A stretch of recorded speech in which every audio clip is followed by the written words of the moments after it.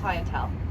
We serve people from many different cultures, backgrounds, ethnicities, and it includes a large clientele of immigrant, refugee, and Arab clients.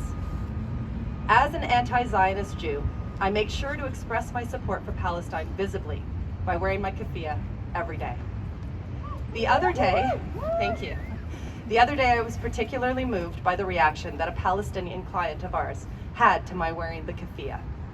When I greeted her, she looked at me with sad eyes and a sweet smile, a look that I can only describe as a deep and sorrowful gratitude. I was told after her appointment that she was so moved by my outward show of support that she expressed it to her midwife during her visit and spent a large part of her visit crying and grieving at the losses that she had been experiencing during this time. I could relate to her because I know how difficult it is to grieve while being pregnant, while raising children, while living so far away from the people you've lost, not being able to touch them one last time, not being able to bury them and have a final goodbye. I think of the parents in Gaza experiencing such tragic losses, loss after loss after loss of their families, of their children, of their babies, unable to say with confidence to their children, it will be okay when they're injured or sick, unable to promise absolutely that they can protect them from the indiscriminate bombings and the phosphorus gas.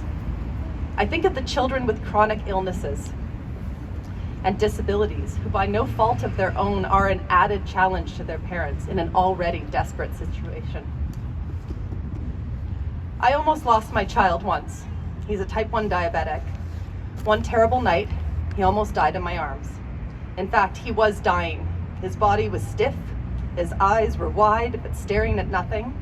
He was frozen in fear, a quiet in him that I had never before felt. And I screamed and screamed for the ambulance, and while I yelled into the phone, I was telling them I was losing him, but he lived. And he lived because my phone worked. The roads were drivable. The ambulance came. He went to a running hospital.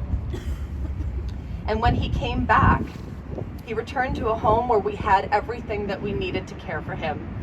Insulin kept cold in a working fridge, and juice boxes aplenty in case he went low. In Gaza, living with diabetes is a challenge in itself, even during peace times. With the current humanitarian crisis and war, people with type 1 diabetes can't manage their condition.